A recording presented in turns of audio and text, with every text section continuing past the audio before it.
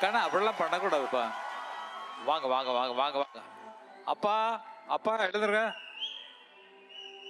கண்ணப்பா எழுதுருப்பா, நீ விட்டதை பிடிச்சிட்டா புள்ள. எழுதுரு எழுதுரு எழுதுரு எழுது.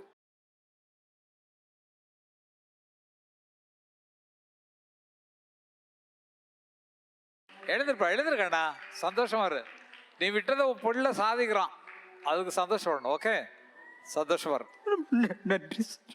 சந்தோஷமா சந்தோஷம். நல்லா இருக்கு நல்லா இருக்குது என்னது. சரி, என்னுடைய வீக்னஸே என்னுடைய நர்வஸ் தான். நான் வீட்டில் நல்லா பாடுவேன், எல்லா இடத்துலையும் நல்லா பாடுவேன். வந்து நின்னா நடுக்க ஆரம்பிச்சிடும். உனக்கு சேர்த்து உன் புள்ள பேர் வாங்கி கொடுக்குறான்ப்பா. நன்றி சார், ரொம்ப நன்றி சார். Thank you sir. சார் இப்போ நான் பாடினதுக்கு எங்கள் அப்பா மட்டும் காரணம்ல, அதுக்கு பின்னாடி ஒரு முதுகெலும்புனா அது எங்கள் தாத்தா. அவங்க பறை இசையை சேர்ந்தவங்க. அவங்க பாடி தான் எங்கள் அப்பா வந்தாங்க. எங்கள் அப்பாவால் நான் வந்துக்கிறேன். வாழ்த்துக்கள்ரா வாழ்த்துக்கள்ரா.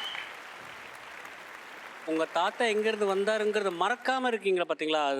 அதுதான் உன்னை முன்ன கூட்டு போக போகுது. சார் எங்கள் தாத்தா வந்துக்கிறாங்க, அவங்கள மேடைக்கு அழைக்கலாமா?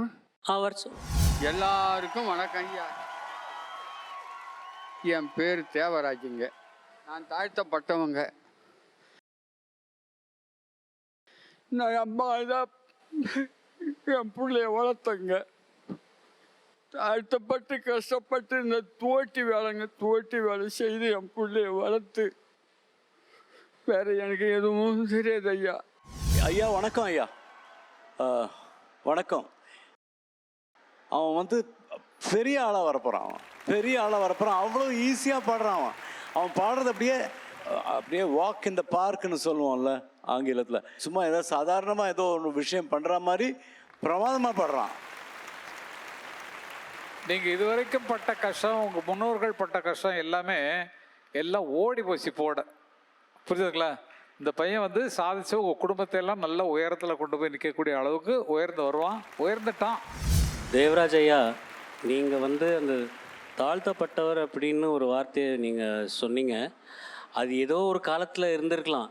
ஆனால் நீங்கள் வச்ச அந்த விதை ராஜ்குமார் வந்து இப்போது இந்த லெவலில் இருக்கார். அண்ட் ராஜ்குமாரும் நீங்களும் செஞ்சது தான் வந்து சுமன் வந்து இங்கே நிற்கிறான். இதுதான் வந்து நிதர்சனம். உலகத்துக்கே காட்ட வேண்டிய விஷயம் என்னென்னா வந்து யாராக இருந்தாலுமே வந்து ஒரு படிப்பு மாற்றுது பார்த்தீங்களா? அந்த படிப்பு, அந்த அறிவு, அந்த படிப்பறிவு மட்டும் வந்துருச்சுன்னா இந்த ஜாதி மதம் இதெல்லாம் எதுவுமே கிடையாது. இசை இருந்தால் போகிறோம். இசை இருந்தால் எல்லாருமே ஒன்று தான். அண்ட் சார் உங்களுக்கு சல்யூட் சார்.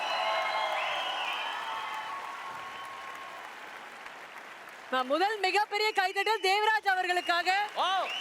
பறை இசை கலைஞர் தன்னுடைய பேரன் இன்னைக்கு இந்த மேடையில நிக்கிறார் அப்படின்ற ஒரு மிகப்பெரிய பாக்கியம்.